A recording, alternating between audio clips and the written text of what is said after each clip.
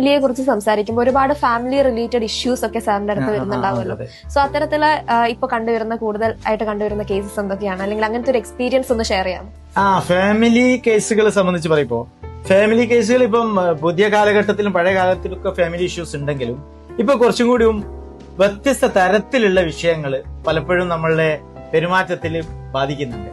ഇപ്പൊ ഉദാഹരണമായിട്ട് ഒരുപാട് കേസുകൾ, ധാരാളം ഫാമിലി കേസുകൾ നേരത്തെ തന്നെ ഞാൻ പറഞ്ഞിട്ടുണ്ട്, ഫാമിലി കേസുകളാണ് ഭൂരിഭാഗവും നമ്മൾ വരാറുള്ളത്. അതിലിപ്പം ശ്രദ്ധിക്കപ്പെടുന്ന ഒരു കേസ്, ഇപ്പൊ മലപ്പുറത്ത് നിന്ന് എന്റെ അടുത്തൊരു ഫാമിലി വന്നു. ഈ ഫാമിലിയെ സംബന്ധിച്ച് നമുക്ക് അത്ഭുതം തോന്നും. സ്വന്തം ഭർത്താവിന്റെ ഫോണ് ഭർത്താവ് ഉറങ്ങിക്കിടന്നു കഴിഞ്ഞാൽ അവരുടെ ഫോണിലുള്ള ചാറ്റുകൾ കംപ്ലീറ്റ് പരിശോധിക്കുക എന്നുള്ള പ്രത്യേക ഒരു മാനസികാവസ്ഥയിലാണ് ഭാര്യ നിൽക്കുന്നത്. എല്ലാ ദിവസവും ഇതിങ്ങനെ തുറന്നുകൊണ്ടിരുന്നത്. അദ്ദേഹമാണെങ്കിൽ അദ്ദേഹം ഒരു ഫേം നടത്തുന്നതാണ്. ഈ ഫേം നടത്തുന്ന ആൾ ഒരുപാട് ആളുകളും കമ്മ്യൂണിക്കേറ്റ് ചെയ്യാറുണ്ട്, മെസ്സേജുകൾ അയക്കുക, അത് സ്വാഭാവികമാണ്. അങ്ങനെ ഈ ഒരു ഫേമിൽ പ്രത്യേകിച്ച് എസ്പെഷ്യലി ഒരു പെൺകുട്ടിയെ അവര് ജോലിക്ക് വെച്ചു. അപ്പൊ പെൺകുട്ടിയെ ജോലിക്ക് വെച്ച സ്വാഭാവികമായിട്ടും ജോലിയുടെ ഭാഗമായിട്ട് പല കാര്യങ്ങളും കമ്മ്യൂണിക്കേറ്റ് ചെയ്യാറുണ്ട്.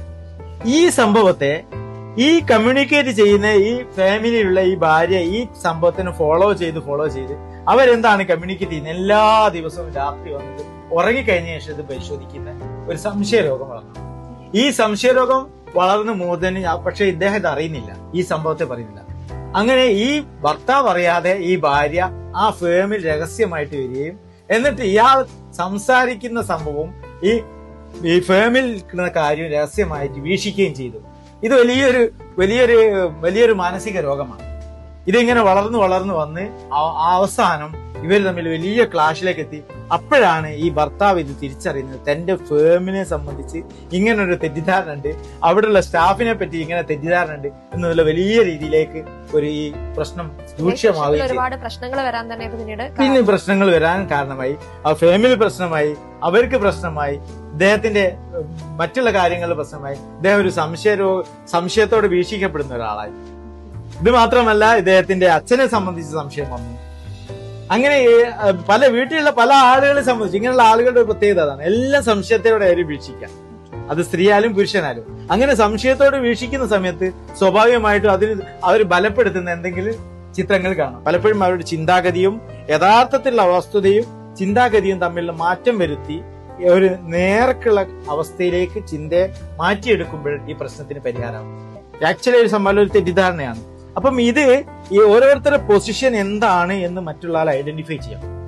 അതായത് ഇപ്പം നമ്മളൊക്കെ ഇപ്പം വർക്ക് ചെയ്യുന്ന നമ്മളെ വർക്ക് അറ്റ്മോസ്ഫിയറിലുള്ള ആ പൊസിഷനിലുള്ള അവിടുത്തെ നടക്കുന്ന കാര്യങ്ങളെ സംബന്ധിച്ചുള്ള കൃത്യമായൊരു ധാരണ ഉണ്ടാവണം. ഇപ്പം പല ആളുകളും യാഥാസ്ഥിക ചിന്തയുള്ള ആളുകളുണ്ടാവും. അതേസമയത്ത് ഈ യാഥാസ്ഥിക ചിന്തയുള്ള ആളുകൾക്ക് പലപ്പോഴും ജോലി ചെയ്യുന്ന കാര്യത്തെ സംബന്ധിച്ചൊക്കെ വ്യത്യസ്ത വീക്ഷണമായിരിക്കും ഉണ്ടാവും.